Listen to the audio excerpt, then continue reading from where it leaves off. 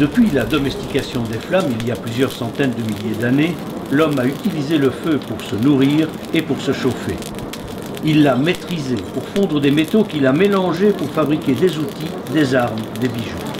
Mais comment faisait-il? Quelle technique utilisait-il et à quelle température? À ces questions, des chercheurs tentent de répondre en procédant par des expérimentations qui permettent de comprendre et, si possible, de reproduire au plus juste les méthodes anciennes de fabrication.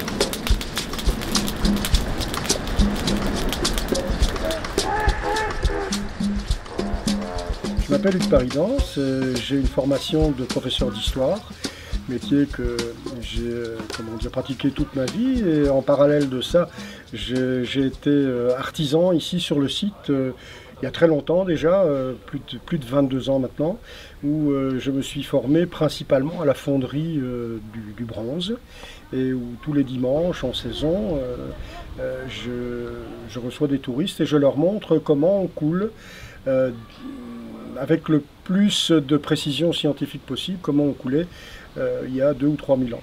Ici, à l'intérieur du cadre de l'archéosite, l'atelier ici est particulier, c'est un atelier d'expérimentation et de recherche pure. Il y a aussi une vocation de formation des futurs archéologues qui sont là. Monsieur qui est là est un archéologue, il fait des fouilles, il réalise des fouilles en Égypte, il trouve des résultats de fouilles, et ici ensuite on vient reconstituer ce qui a été découvert en fouille, on essaye de le faire fonctionner pour comprendre comment ça fonctionne. Alors je vous explique en 2 mots ce qu'on fait ici.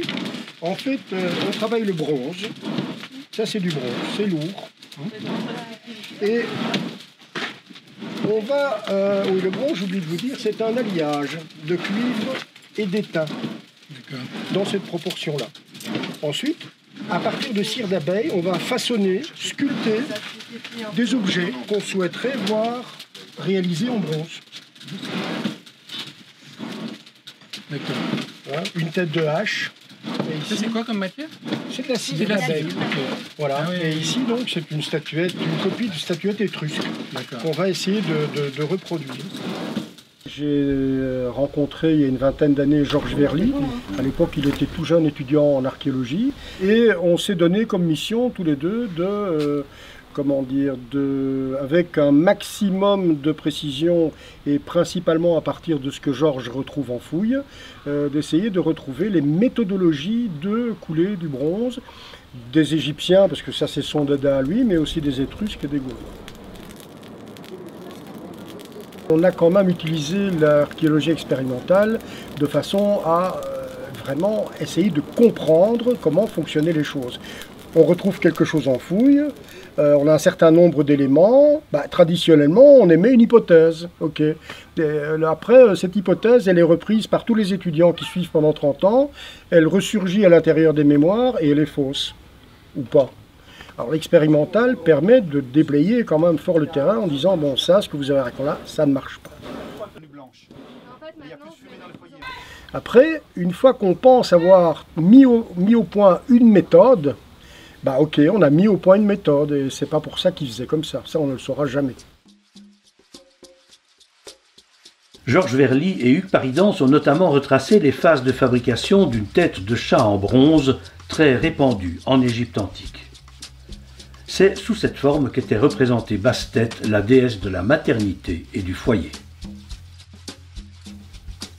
La toute première étape consiste, comme on l'a dit, à modeler minutieusement la tête de chat avec de la cire d'abeille. Les clous en bronze plantés dans la statuette vont empêcher le noyau intérieur en argile de bouger lorsque la cire fondue sera éliminée. Ensuite, deuxième étape, la sculpture de cire est immergée dans une barbotine d'argile qui produira une peau extrêmement fine lorsque le bronze sera coulé.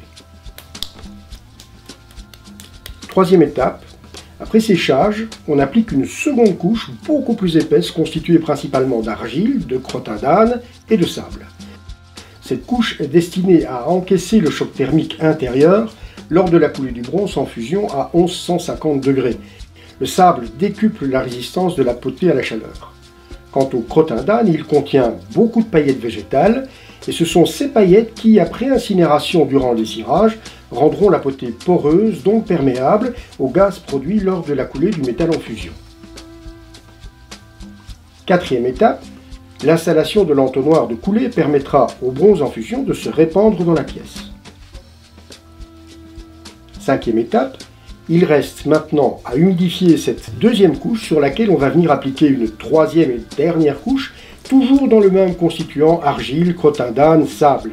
Elle est destinée à résister au choc thermique extérieur cette fois, puisque cette potée va être montée en température à 600-650 degrés.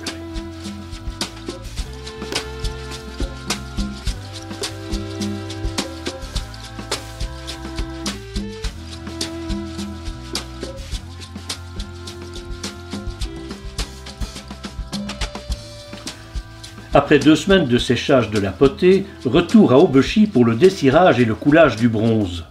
Le site gallo-romain héberge la recherche expérimentale de Hugues et Georges et s'y prête parfaitement. Les résultats des fouilles montrent que les Égyptiens particulièrement, mais d'autres civilisations, les Étrusques et probablement même ici en Gaule aussi, fonctionnaient avec des fours différents. La nécessité première des fours, c'est le dessirage. Quand on a réalisé une potée en argile avec de la cire à l'intérieur, il faut enlever la cire absolument avant de couler. Ça, c'est la première opération qui peut être faite soit dans un four, comme nous l'avons reconstitué ici, soit directement en plein feu. Mais ça occasionne pas mal de pertes. On préfère le faire au four.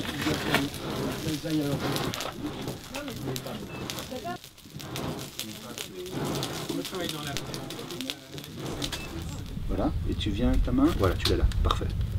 Okay. Et là, en fait, on voit la cire qui coule, la chaleur qui la met en feu.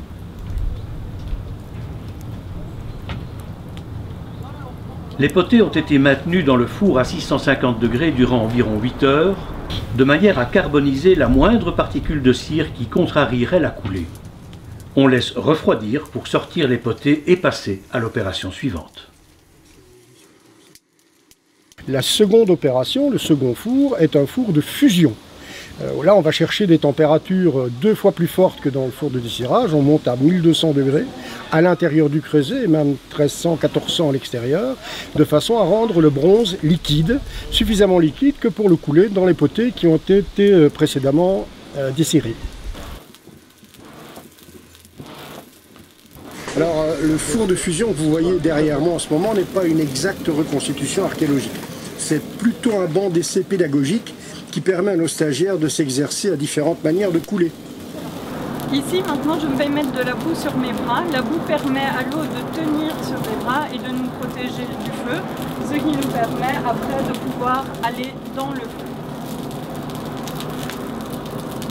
Donc, si on veut vraiment, à un moment donné, proposer des protocoles qui tiennent la route, donc par après des chaînes opératoires, il faut jouer le jeu. Donc, c'est-à-dire jouer le jeu, c'est souffler comme eux, c'est utiliser les poumons, c'est utiliser les bras. Et à un moment donné, le fait de s'imposer en fait une discipline comme celle-là fait qu'on est vraiment proche des mêmes conditions et qu'on va devoir réfléchir comme eux à trouver des solutions. Je dois continuer à aller dans le feu, je ne peux pas me permettre de ne pas y aller. Comment je peux y aller? Donc, quelles sont les sources? Là, j'ai trouvé des sources littéraires. Et en lisant et en comparant effectivement les descriptions de chaque métier, on remarquait que tous les métiers qui étaient liés au feu, systématiquement, ils décrivaient ces gens comme étant sales, recouverts de boue. Donc, on a un document. Sauf que si on n'exploite pas ce document en le confrontant à l'archéologie expérimentale, forcément, ça reste une donnée en fait archéologique ou littéraire non exploitée.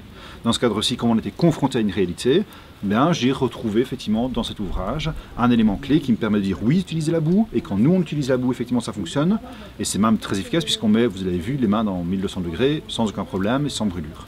Et devant, on en met.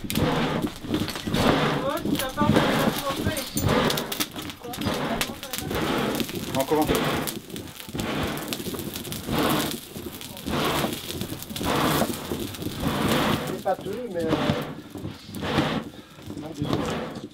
Et je pense que si on veut avoir quelque chose de sérieux, il faut procéder par une méthode scientifique. Ce qui fait qu'effectivement, ça doit être reproductible, il faut faire un certain nombre d'expérimentations par protocole, il faut tout noter, il faut enregistrer les données. Et c'est à partir de ce moment-là où on va avoir une démarche qui est une démarche scientifique, qu'on va pouvoir commencer à comprendre certains éléments. Autrement, c'est le hasard qui intervient et on pourrait très bien réussir ou rater sans même comprendre pourquoi on réussit ou on rate. Non seulement on fait du travail expérimental, mais on met un point d'honneur aussi à faire de la formation. On a une équipe de jeunes archéologues ici de 4e et 5e année de l'ULB qui participent très activement à nos expériences. Et je les en remercie d'ailleurs parce qu'ils font tout le travail finalement le plus ingrat. Passer des heures devant un four à se brûler, c'est pas marrant, mais ils le font. Alors, ce n'est pas seulement un travail d'esclave. Je pense que c'est d'une très grande utilité pour eux, dans la mesure où d'ici quelques années, où ils le sentent déjà dans leur stage d'ailleurs, quand ils sont sur un champ de fouilles et qu'ils rencontrent de la métallurgie, ils se sentent tout de suite beaucoup plus confortables. Et de fait, durant tout le processus, depuis la sculpture de l'objet jusqu'à la coulée dans les moules d'argile, les étudiants se seront familiarisés avec les gestes ancestraux des fondeurs de bronze. Et ils se seront initiés à l'inquiétante expérience du feu capable de faire fondre le métal.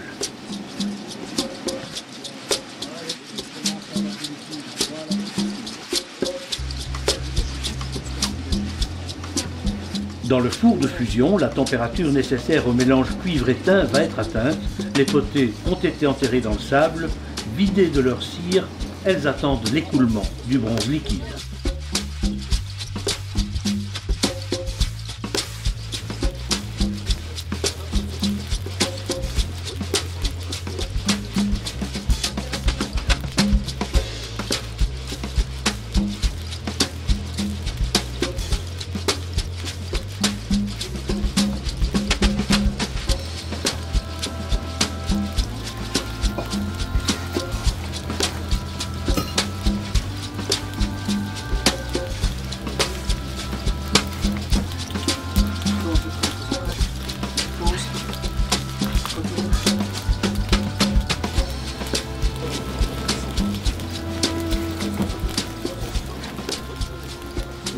Redonne un petit coup. Voilà. Et maintenant tu l'ouvres tout doucement pour eux. Ah, voilà. Ouais, mais après ça Et tu le cartes, tu me donnes tout de suite. Là, c'est bien. Voilà, attends, les paquettes, ici. Je le mets là-dessus. Ok. Très bien. Ok. Ici, la pièce terminée que j'ai couchée est pour la mettre en comparaison d'une pièce qui est en cours de décochage. Le décochage consistant évidemment à ressortir le bronze de sa gangue d'argile où on voit très nettement la couche extérieure, la troisième couche la plus épaisse, et où on voit la deuxième couche qui adhère encore, qui est carbonisée, et où on voit la peau apparaître. Ici, c'est une pièce qui est particulièrement réussie, parce qu'on voit qu'il n'y a quasiment aucun travail, la peau est parfaitement réussie.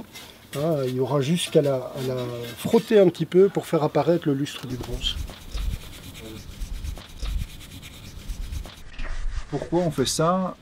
Parce que je pense que la transmettre quelque chose c'est important. D'une part, on aide les étudiants à aller plus vite que nous, parce que ça ne sert à rien de redécouvrir toujours les mêmes choses. Deuxièmement, ça leur permet d'être des meilleurs archéologues. Je pense que ici, elles me l'ont dit plusieurs fois, sur le terrain, elles ont l'habitude de travailler le métal, la brique, la terre. C'est des choses qui sont vraiment utiles. Donc pour la formation d'étudiants qui vont devenir archéologues, c'est un très bon apprentissage. Mais on ne s'arrête pas là. Le but d'une recherche, c'est de partager. Un bon chercheur, c'est quelqu'un qui est curieux et c'est quelqu'un qui partage ses connaissances. Et je pense que c'est très important et je leur donne aussi aux étudiants l'esprit d'équipe et l'esprit de recherche et de curiosité. Et ça se transmet en fait, c'est pas juste soi dans son petit coin, ça sert strictement à rien. Et donc plus on transmet, plus on va initier les gens, plus on va développer de nouvelles façons, de nouvelles techniques. Et l'expérimentation, ça sert une seule chose, ça sert à devenir un meilleur archéologue.